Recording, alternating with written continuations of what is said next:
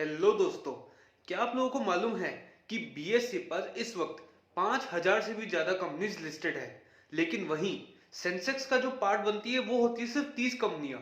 तो आज की इस वीडियो में हम लोग बात करेंगे कि वो क्या रीजंस है, वो क्या क्राइटेरिया है जिसकी वजह से 5000 कंपनीज में से सिर्फ 30 कंपनी ही सिलेक्ट हो पाती है सेंसेक्स के लिए। तो मैं उदित महेश्वरी स्वागत करता हूं आपका आपके अपने यूट्यूब चैनल पे। और अब अगर हम लोग डिस्कशन को आगे बढ़े तो जैसे क्रिकेट वर्ल्ड कप के अंदर टीमों को अलग अलग ग्रुप्स के अंदर बांटा जाता है, ठीक उसी तरह यहाँ पे भी कंपनीज को चार अलग अलग ग्रुप्स के अंदर बांटा जाता है। अब यहाँ पे जो चार ग्रुप होते हैं वो होते हैं group A, group B, group Z और ग्रुप टी। अब यहाँ पे सबसे पहले चार प्री कंडीशंस है वो इन कंपनीज को सेटिस्फाई करनी होती है।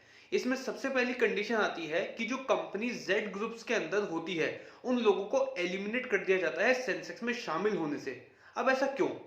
ऐसा इसलिए क्योंकि ये जो कंपनीज है वो नॉन कंप्लायंस के चलते बाहर हो जाती है। इसके बाद में जो नेक्स्ट कंडीशन आती है वो आती है उन कंपनीज के लिए जो कि स्टॉक मार्केट में लिस्ट होती है आईपीओ के रूट से। अब यहाँ पे जब तक इन कंपनीज को अपने 3 महीने पूरे नहीं हो जाते बीएसई पे लिस्ट हुए हुए, तब तक ये कंपनी एलिजिबल नहीं होती सेंसेक्स का पार्ट बनने के लिए। इसके बाद में जो तीसरा रूल आता है वो आता है इनके क्वार्टरली रिपोर्टिंग का।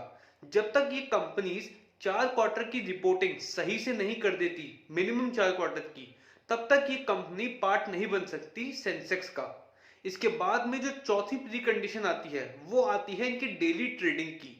अब इस कंडीशन के अंदर ये रूल है कि जब तक कंपनी का स्टॉक 3 महीने तक कंटिन्यूसली ट्रेड नहीं होता बीएसई के ऊपर, और हर दिन इसके अंदर ट्रेडिंग होनी चाहिए, अगर ये कंडीशन फुलफिल नहीं होती तो भी कंपनीज को यहां से एलिमिनेट कर दिया जाता है और वो इस केस में भी सेंसेक्स का पार्ट नहीं बन सकती। अब यहाँ पे जब ये कंडीशंस जो कंपनीज फुलफिल कर लेती है, इसके बाद में चार कंडीशन और आती है। वो कंडीशन आती है स्क्रीनिंग की। अब यहाँ पे जो सबसे पहली कंडीशन आती है स्क्रीनिंग के अंदर वो आती है फ्री फ्लोट मार्केट कैपिटलाइजेशन की।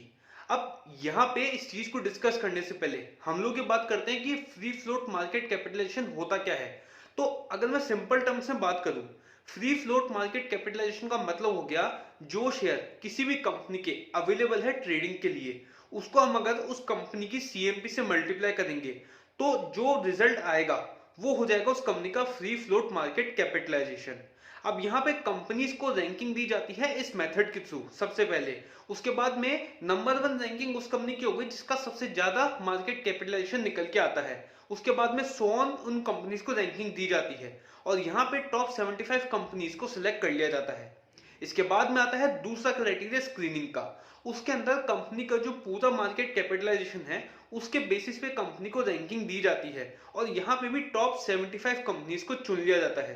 तो अब हमने दो स्क्रीनिंग करी और उन दोनों के अंदर 75 कंपनीज को सिलेक्ट कर लिया, यानी कि टोटल हमारे पास में आ गई 150 कंपनीज। अब यहाँ पे दो टेस्ट कंपनी को और पास करने होते हैं। तो इसमें जो तीसरा टेस्ट आता है वो आता है डेली वॉल्यूम ट्रेडिंग का।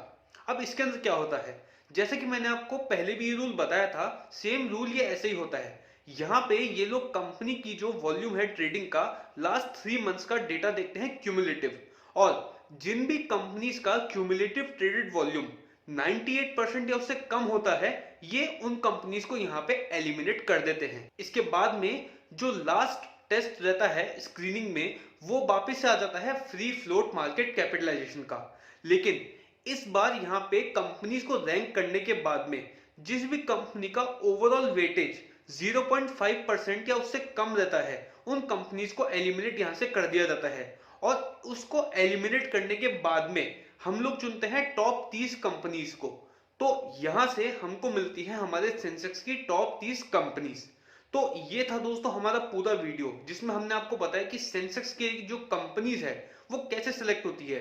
तो अगर आपको ये वीडियो अच्छा लगा और आपको कुछ सीखने को मिला तो प्लीज दोस्तों लाइक का बटन दबाना ना भूलें, और साथ ही साथ में अपने दोस्तों को भी ये वीडियो जरूर शेयर कीजिएगा ताकि उन्हें भी जो इस वीडियो के अंदर नॉलेज शेयर करी गई है वो जरूर से मिल जाए। और प्लीज आप लोग इस चैनल को सब्सक्राइब भी करना ना भूलें ताकि फ्यूचर में आने वाले और ऐसे तमाम जानकारी भरे वीडियोस आपसे मिस ना हो। तब तक के लिए धन्यवाद।